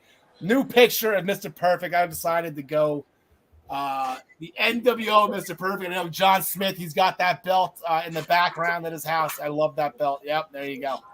Unfortunately, he was only Kurt Hennig there. He wasn't Mr. Perfect. But they're called headings. It's the Hennig. There you go. Perfect. It's called a Hennig. Go back to that graphic one more time. They're called headings. What's it called? Hennig. Yeah. John Smith, you should be happy with the scoring right now because it goes matches and score all set. So the person with the best record also has the highest score. It goes all the way down. Yep. Yeah, for now. Ryan, we'll just keep John and John real quick. I know we talked about getting your indie segment time. You don't have a lot to talk about. I'm dying to hear news on Ring of Honor, so you definitely keep me posted with that if I don't find it on my own. But I'm excited for when Ring of Honor starts up under the Tony Khan era, and I'm excited to see who's going to be on that roster. I'm loving that the Ring of Honor titles are being showcased, even though Deonna doesn't have hers anymore. Yeah, Ring of Honor, we just don't have any news at this point about what's going to happen, except for the fact that, I can't remember if we talked about it on this show or not before, but, the idea that there's going to be a second show, we don't have any details. So in the meantime, enjoy your Samoa Joes and Jay Lethals and I guess Mercedes Martinez now on AEW television until we get there. Right. And also Wheeler Yuta. Yeah, Wheeler Yuta is the pure champion. That's exactly right. And speaking of Wheeler Yuta, nice segue. There you go. So New Japan. 100 episodes, Ryan. I think we got the segues down pretty snappy right now after 100 episodes. Right. New Japan announced the Best of the Super Juniors lineup a couple of weeks ago. Super Juniors is a round-robin tournament, 2 blocks, 10 wrestlers. It's going to start May 15th. It's going to carry through to June 3rd. And interestingly, the lineup, the 10 guys, very, very interesting lineup. You have the pure champion, Wheeler Yuta. 20 you guys. have the X Division champion, Ace Austin. You got Alex Zane in the A block there. He was Ari Sterling in NXT. You have Teton. He's from CMLL. El Lindemann, he's from Strong Hearts. People might remember him from back in the early days of AEW. El Phantasmo, who you've seen on Impact Wrestling. TJP, one of the best juniors of the world, every company he's in. And those are just kind of the outside names. Francisco Akira, also representing the United Empire under Will Ospreay. You got all the strong guys coming in, like Clark Connors. And then, you have your New Japan kind of faithful, your Ishimoris, your Yo and Sho, and Robbie Eagles, El Desperado. It's a really good lineup. Hiromu Takahashi, multi-time champion. Yep. Representing Los Ingobernables de Japón. So definitely a good tournament here, and it's going to take about 3 weeks to conclude. So a lot of nights of action. Yeah, it's Ace Austin. I'm excited. I'm actually tuning. I'm trying to wake up and just see Ace Austin like in the Japanese setting and the NJPW setting. It's going to be great. I'm excited. Ace Austin is going in with the title. The same thing with Wheeler Yuta. Yes, because if they weren't either one of those two guys, I think they'd lose a lot of matches. But because they're going in with the titles, I think the Impact front office and the AEW front office is going to insist that they do well, right? So I think they'll have competitive matches, and this could be really, really big for both of them. All right. So anything else before we get into your neck of the woods here as our senior correspondent of All Elite Wrestling? No, let's dive into AEW. All right. AEW Dynamite. Speaking, like I said, Ring of Honor, Deonna Purrazzo is no longer their women's champion. They had a unification match. The word interim again. They had to crown an interim champion because Deonna couldn't make a Ring of Honor. I guess that last special that she had. So they crowned an interim champion. It was Mercedes Martinez. They unified the belts on Dynamite last Wednesday night. A lot of fun. Great to see Deonna in that setting. Hope she never goes back there again and stays in Impact forever. I felt like the match suffered a little bit because Deonna had never been on AEW television, so she wasn't really introduced to the fan base. Also, Mercedes hadn't really been on much to like sort of promote her, so I felt like the crowd just kind of died off for this match. But I thought the finish was pretty cool. It was sort of like this modified surfboard guillotine combo that Mercedes does to get the submission win over Deonna, which I did not expect. Deonna never even fully got an armbar in on Mercedes throughout the entire match. Mercedes was never really in jeopardy, and she came through and tapped out Deonna Purrazzo. Code of Honor adhered to after the match. They did shake hands. Yeah. Mercedes seemed a little emotional. I'm not sure what that was necessarily about, except, hey, she's main eventing the television show. So That's well, big. she's got a great story, right? I was happy for her too. Like, Deonna Purrazzo, normally, I had to take about 15 minutes and dry my eyes after the temper tantrum I've thrown. But this time, not so much because it's her story. And we've heard the Mercedes Martinez story since the first Mae Young Classic, where she's a mother first and wrestling always had to come second. And it's 20 years and it's just indie shows and never been able to make it again. And then she finally made it after all these years. It's a great story, and I'm very, very happy for Mercedes. Absolutely. Hangman Page, our AEW World Champion, did an in-ring promo. At Double or Nothing, there will be no handshake with Punk, and unfortunately, it won't be a masturbatory Bret Hart tribute match. I have, in parentheses, put away moisturizer. I forgot the prop for my joke. Son of a bitch. Anyway, so... Ryan, we also had a 6-man tag team match with the Butcher, the Blade, and Angelico. The Andrade front office. Is that still a thing? I believe it is still. I haven't heard them disband it, but they kind of weren't branded that during this match, were they? I think this match was kind of upstaged by William Regal's promo ahead of it. If you didn't see William Regal's pre-taped promo, go back and watch it. It will scare you. Regal said that if a normal person had a knife and fight, they'd stab him. But if someone from the Blackpool Combat Club had a knife in a fight, they'd slice your face. So you'd have to look at that scar every single day and know what they did to you. Luckily, the Blackpool Combat Club did not have a knife in the 6-man tag. But it ended the same way that all of these Moxley, Danielson tag matches and even the 6-man tags with you, they seem to have it at the end where they're all in the ring and they're all in submission moves, and it gets to a tap out. Danielson used a triangle choke to get the official win, but Moxley held the guy down. Wheeler Yuta was kicking a guy out of the ring, so all 6 guys in the ring at the end. But Bryan Danielson, triangle choke for the win. There you go. And I was also watching those videos when they were, I guess, initiating Wheeler Yuta. I guess there's no human resources, no HR in the Blackpool Combat Club. That's not. Yeah, I'm thinking not. Hazing is not only accepted, it is encouraged. Exactly, right. It is mandatory. It seems like. John DeConnie, the Inner Circle is officially blown up, huh? Indeed, yes. The Jericho Appreciation Society has taken its place because those ungrateful bastards, Santana and Ortiz, just weren't up to snuff. But Santana had a shot at Chris Jericho, and good psychology in this match because you absolutely believe that these two completely hated each other. It was physical. It was dirty. There was chaos going on at ringside. At one point, I forget what their new stupid nicknames are, but Parker almost used Floyd, but Ortiz was there to neutralize him.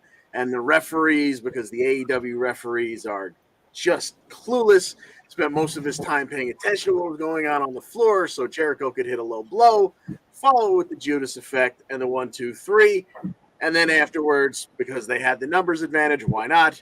The Jericho Appreciation Society beat the living hell out of both Santana and Ortiz because they had the 5-on-2 numbers advantage. Yeah, and Eddie Kingston wasn't around. They're going to have a victory speech. It's a celebration, bitches. There's some type of celebration this Wednesday night. Right, when I first got this picture, I thought that was Nyla Rose. I'm like, what the hell is she doing? Oh, it's that guy. It's Martel. Not sure who that speaks poorly of, Nyla Rose or Martel. Yeah, I don't know. Yeah, right. We had story time with Thunder Rosa Babitas, right, baby? Is that Spanish related? Anyway, she called out Serena Deeb eventually. They exchanged pleasantries, and they'll go at it at Double or Nothing. That should be absolutely amazing. And as irony would have it, or whatever coincidence, after all these years later, is it that they're called the Straight Edge Society, right? Both CM Punk and Serena Deeb both getting championship matches at Double or Nothing. There you go. The Varsity Blondes. Varsity Blondes in-ring promo. Okay, so I guess Brian Pillman. What a small world. So Brian Pillman and John Harbaugh were college roommates at the University of Miami, Ohio. Small world. Oh my god. I guess somebody had to be Pillman's roommate. I guess. Of all people that are John Harbaugh, Yeah. like of all people, that's crazy. I guess there was a quote that John Harbaugh likes to use that Brian Pillman Jr. Said, attack each day with an enthusiasm unknown to mankind, which sounds exhausting. Jesus. But Pillman got his enthusiasm back, wants to fight the House of Black, and he got it, and they got their asses kicked. So that was irrelevant. Now we had this whole Julia Hart thing surfacing with the missing eye. That happened, 6 months ago? So we're finally getting around to it. Smart move, intelligent move by Malachi Black, knowing that Julia Hart is the youngest member on the AEW roster, sends Buddy Matthews to go to try and persuade her, because we all know Buddy Matthews, his track record with younger women in professional wrestling. Sends Buddy Matthews to try to get Julia. I've been waiting all weekend for that joke. To try to hit Brian Pillman or Griff Garrison, one of the two, with chairs. She eventually decided against it and rolled out of the way. Malachi had enough waiting for her, so there's still to be continued with Julia Hart and the House of Black and the whole thing. The Death Triangle came out for the save because they had the issue with the House of Black at this point in time. We had a fun match with Wardlow and W. Morrissey. Morrissey was MJF's surprise opponent. Wardlow got him after a powerbomb. After the match, Wardlow beat up all of MJF security. Wants a match with MJF to get out of his contract. Max agreed, but he has some conditions, and they will have be in a contract signing in, quote, the most magical place in the world, UBS Arena in Long Island, MJF's home, where it will be a love fest for Max come Wednesday, if it's a repeat of what it was the last time they were at UBS, which I'll get to again in a second. But with that contract signing, any fun stipulations, Ryan Joy, you could possibly think of that Max is going to put in this contract? You know, when you look back at the ones he's had before, I mean, you know, Chris Jericho had to run the gauntlet.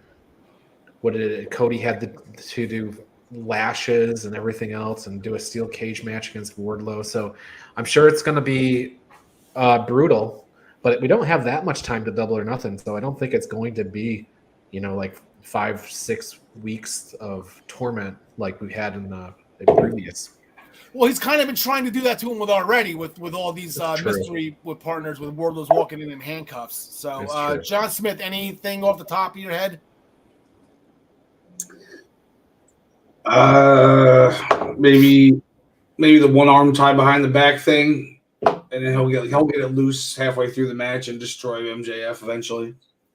John DeConnie, MJF was recently in a dog collar match. Do you think it's time to break out the kitty collars? Maybe not necessarily the kitty collars, but I think we might get an animal theme, since they have been calling him War Piggy. Maybe we get a pig pen match or something like that to make him belittle himself, slopping around in mud or something. They booked a match with CM Punk, who hates Long Island and absolutely trashed Long Island, specifically the New York Islanders, and I'll get to that in a second, going against Long Island's own John Silver. The timing of this couldn't possibly be worse. For those of you who do not follow the National Hockey League, the New York Islanders recently just fired, for apparently no reason whatsoever, one of the best coaches in the league, Barry Trotz, who CM Punk did mention his last time at UBS. They fired Barry Trotz on Monday. No one knows why. They missed the playoffs once, I guess, in the 4 times. He was coach of the year 3 years ago for the Islanders.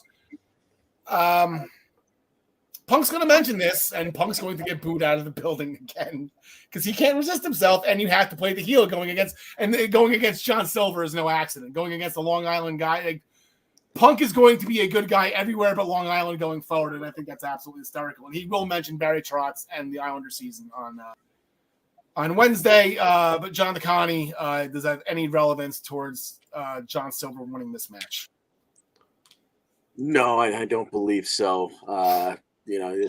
AEW has this magical thing where, you can, like WWE mentions when someone's in their hometown, et cetera, but the magic that AEW has where you can take two of the nastiest, most vile heels in Britt Baker and MJF, put them in their hometown, and they're more over than Hulkamania. So yeah.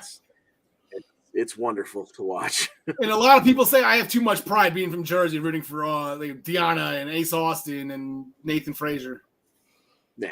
I get it. John Smith, are you going to give Johnny Hungy a shot here? No. All right. Ryan? CM Punk. Okay. We have, for the first time in a while, we have an FTW championship match. Ricky Starks, Powerhouse Hobbs, a part of Team Taz. They are the number one contenders for the tag team championship. So the Jurassic Express said, sure, we'll give you a shot at these if you give me a shot at this. So before we get to the tag team championships, we have an FTW championship between Ricky Starks and Jungle Jack Perry. John Smith. I don't think that title should get passed around like that. So I'm gonna go with the champion retaining here. Ryan Joy. I was gonna make a Ty Connie joke there, but that's for next segment, I guess. That joke was made by by Rampage. It was made on Rampage. That's or Sky or whatever. Ricky Starks. I don't see any reason to take it off him, especially since I don't know. I think everyone's going to keep their titles here, John McConney. Yeah, I agree because, first of all, in Jungle Jack, you have one of the few people that Ricky Starks can convincingly spear and put down or use his Rochambeau on because he can, put 125 pounds on his shoulder, no problem. So, I'm sure there'll still be some heel tactics, but no problem with Starks winning this one. I think this is going to be an incredible match, though. I'm really looking forward to this match. And now we have the Owen Hart Foundation. I love the Hart Foundation. That's very clever by Martha to put that in the name there. The Owen Hart Foundation tournament, both the men's and the women's tournaments, will start tomorrow night. Before we get to the brackets, we had two qualifiers from last week. We had Ray Phoenix. He defeated Dante Martin with a tombstone pile driver type maneuver. That was a weird maneuver by Ray. It was like a tombstone driver. Like he had him up, and then it was impressive. Greetings from Asbury Park. Was that a Michinoku driver? That was a variation of it? That looked weird. I don't know. It was greetings from Asbury Park or wherever Ray is from. Oh, gotcha. From Parque del Asbury. And then in the other one, Jeff Hardy, he defeated Bobby Fish to qualify after a swanton. Fun note after that match, the Young Bucks came out for a little stare down with the Hardys before checking on Bobby Fish, their Undisputed Elite brethren. So I know that was a big deal all those years ago in Ring of Honor when the Hardys and the Young Bucks went at it, and it's probably going to get that same press again because not everybody saw that first match where the Hardy Boys defeated the Young Bucks for the Ring of Honor Tag Team Championship. So anyway, here are the brackets that have been announced. We have 7 people qualify, and we have a Joker. We can only assume is Matt Sydal. But we got Ray Phoenix going against Kyle O'Reilly. Samoa Joe's got the Joker. And then we had the 2 matches on the right that will be Wednesday night. First, we're going to go with Adam Cole and Dax Harwood. Ryan Joy, who do you like in this one? Oh, I like this match a lot, but it's Adam interesting. Cole. Yeah, Adam Cole's going to win, but I think the match could be great. Triple H is going to love this match too, John Smith. Yeah, give me Adam Cole. I think he's going far in this one. All right, I'm going to go with Adam Cole as well. John DeConte. Yeah, make it a clean sweep. I'm going with Cole. Adam Cole. I really like that. Anyway, and then my buddy Brian Eberle. This is pretty much a winner as him, or again maybe a wet dream as him after this match. Darby Allin, Jeff Hardy. This is a match when Jeff Hardy first came out, when he first debuted, and he saved Matt from whatever attack that was happening, and Darby and Sting were in the ring. I looked at Jeff and Darby. I'm like, this is going to be a match that everybody is going to want to see. And I actually like it better that it is in this tournament where they're both faces. There's no BS. They don't need a story. Just get Darby Allin on one side, just get Jeff Hardy on the other, and just let the best man win. Let the best man advance. And I think this is the best possible way. Now, after this, if you want to do some type of darker story where Willow comes in or Darby Allin goes super emo or whatever it is, I think that would be great too. But I think I like this as a first start to a potential maybe series of matches or feuds with Darby Allin and Jeff Hardy, John DeConte. Yeah, it's going to be a special night, as Darby said. It's going to be very interesting, and I think Darby comes out on top because that's the way it probably should be, but it will definitely be thoroughly entertaining. John Smith. I've been texting my son for the past minute. What are we picking right now? Jeff Hardy and Darby Allin after my emotional, motivated speech. Oh, man. That one's hard. The winner faces Adam Cole or no? Yes. Yep. That side of the bracket. Give me Darby then. Ryan. Oh, the winner it is on the Adam Cole side of the bracket. It is on the Adam Cole side of the bracket. I just deleted it. If I can. All right. So give me Jeff Hardy here, and then there's going to be a bunch of nonsense when the Jeff Hardy Adam Cole match, which then leads us to the Hardys and the Young Bucks.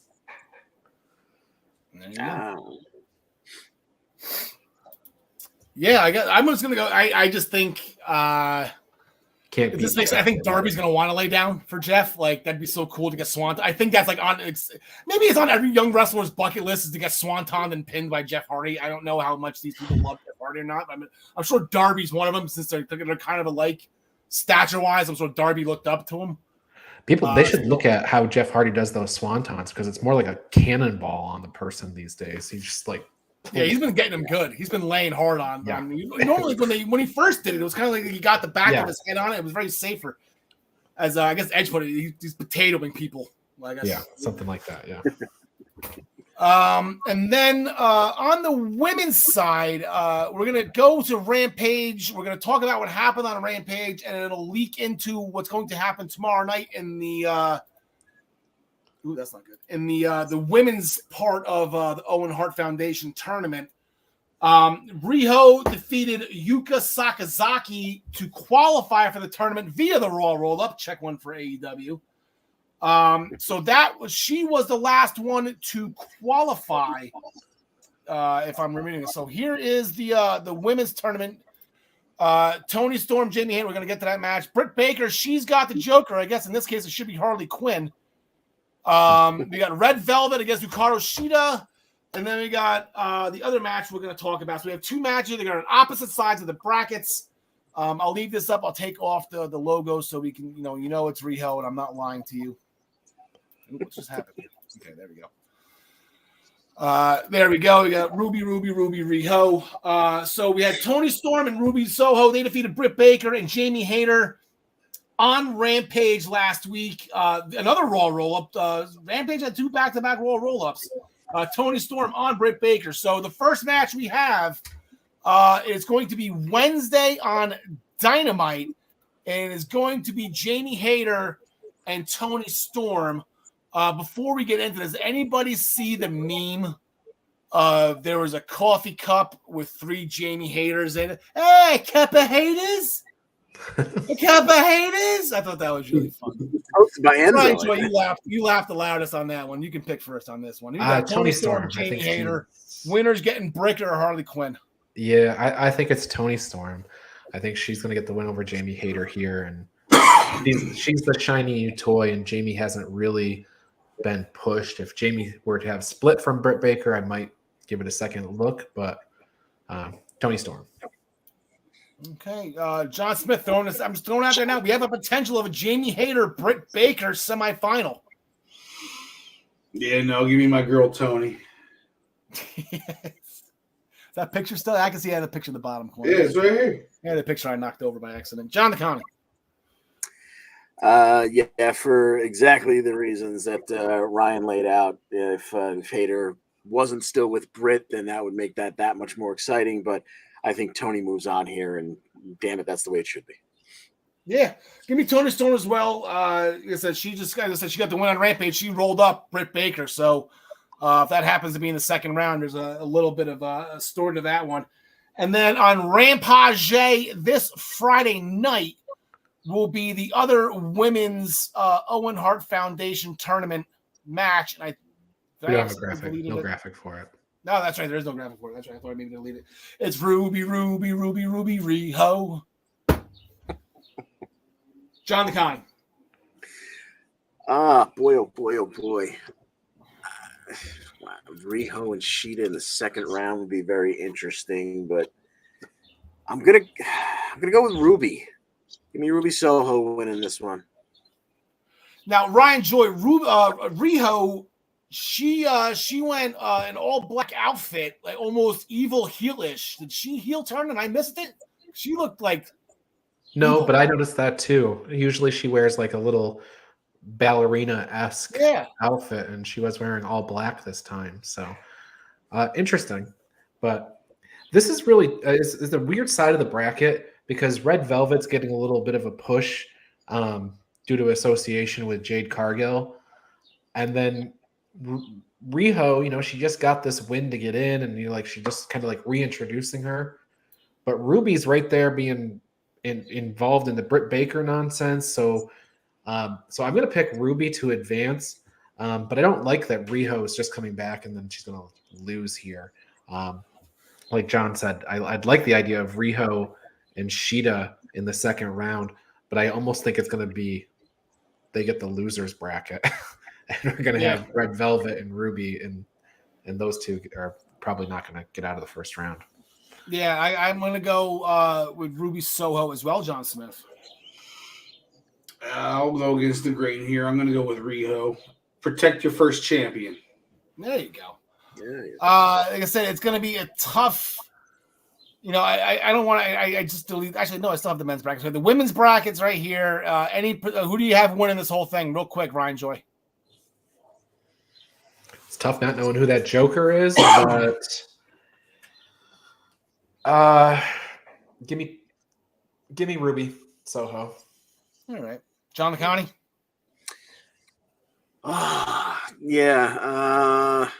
Not knowing who the Joker. I mean, I don't see the Joker getting past Britt anyway, unless it's something really weird that they decide to do there. It's hard for me to not pick Britt to win this whole thing.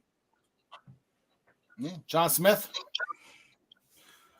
Yeah, I can't possibly think of anybody that could come in and beat Britt Baker in that first round match, but I got Tony Storm winning out of all these names. Britt Baker doesn't need to win this. Maybe it's one of those things, though, where she deserves to win it and she wins it because she deserves it. Maybe it's one of those kind of things. But if they're trying to push somebody, there's really no reason for her to win it. Yeah, I actually a lot of some rumors going around, or maybe it's just whatever, that both Jokers are going to be Johnny Gargano and Candice LeRae. I think that'd be fun. That would be sick. Yeah, I would love that. I just think it's fun. It could set up here. I got Britt Baker in this tournament. I got Adam Cole in this tournament. Are we looking at a Britt Baker versus Adam Cole finals here? That match could be hardcore. Yeah, it's. Oh, that just was. Is that going to be a bra and panties match? Yeah, they're bra and panties match. I'm sure they had those matches off camera. Anyway, so Ryan,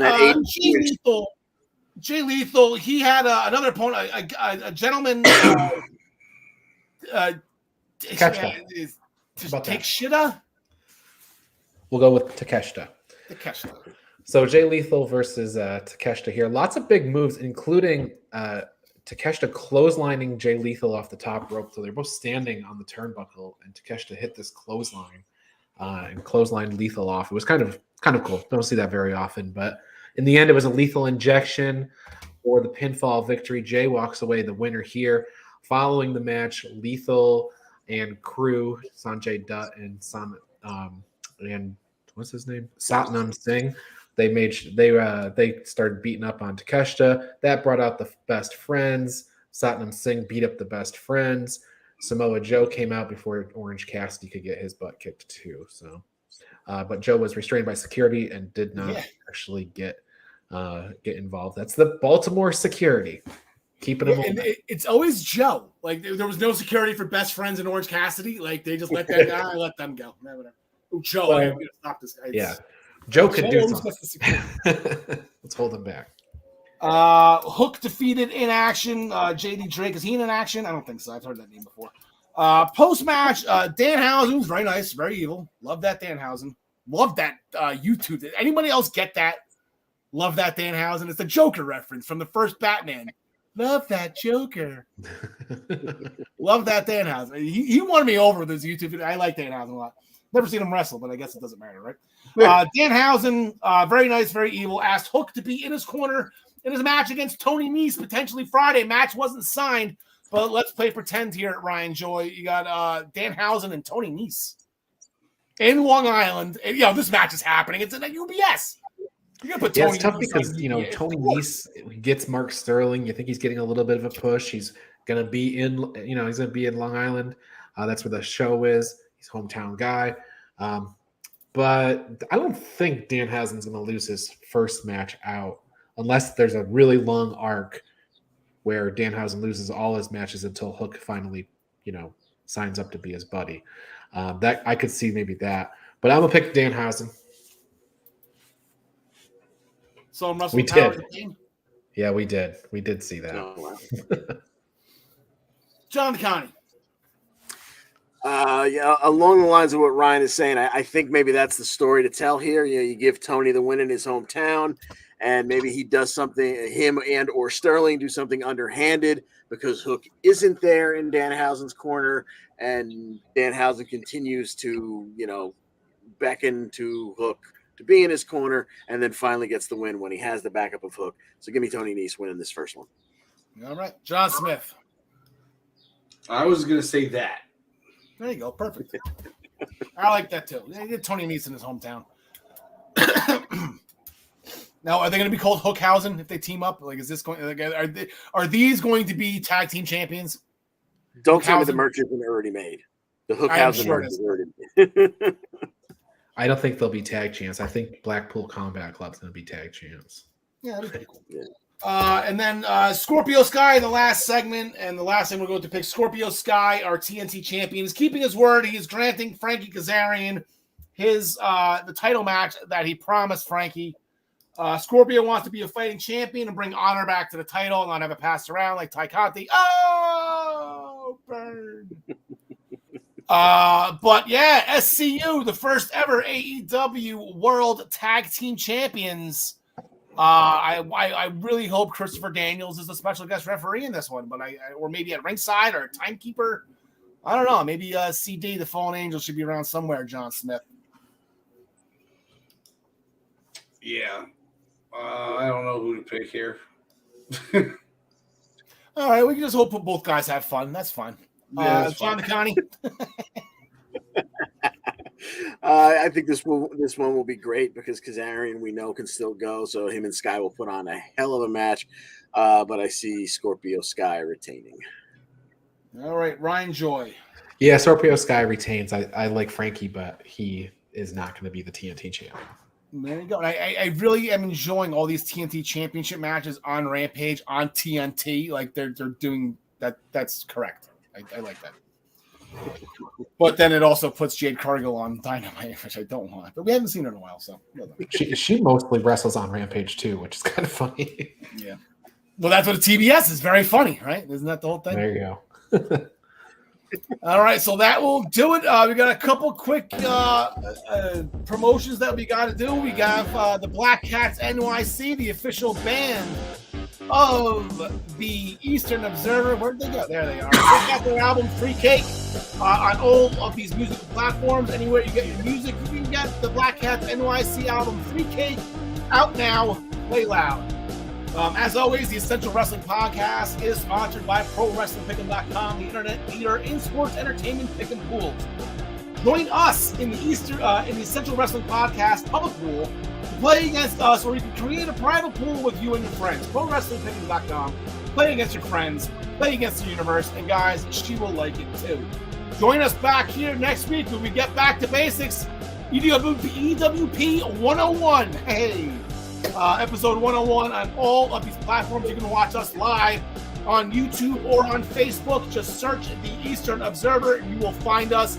Please make sure you subscribe and like our videos. It does help us out. If you happen to miss us live, you can check us out on Spotify, iHeartRadio, Odyssey, anywhere you can get music or podcasts. You will be able to get the Essential Wrestling Podcast, and we sincerely thank you for joining us today. We are sorry we took so long to get back. My voice isn't even in shape anymore. I'm starting to get raspy on these last couple of minutes here. I'm excited to be back. John DeConnie, anything from you before we leave? No, just like you said, glad to be back. Glad to be, falling into a pattern here. It'll be great. There you go, John Smith. Yeah, happy to be back, man. I didn't realize I was going to miss it so much. Yeah, right. Once like 1 o'clock this afternoon ahead, I'm like, God damn, it's 4 o'clock yet. Can we just take the pre-production? Yeah, when we got the pre-production, like, oh my God, an hour. Like, can we just get the show going? Brian Joy. Congrats on 100 episodes of EWP. Yes. Thank you. Very well put. Thank you very much to everybody at the Eastern Observer. Thank you very much, Tyler Adele. Thank you very much, Joseph Kennedy Narzenka. Thank you very much for allowing us to have fun with each other each and every week. And here's to 100 more, boys. John Never DeConnie, forget, Cody is trash. Cody is trash. But remember, garbage can, not garbage can. Alexa Bliss, we love you. Oh, yeah. Welcome back. Larry Stephen, forever in our hearts. John DeConnie, take us home. Thanks for joining us. As always, we wish you the best in all your future endeavors. He was a cook named Ryback. That is so weird. Feed me more.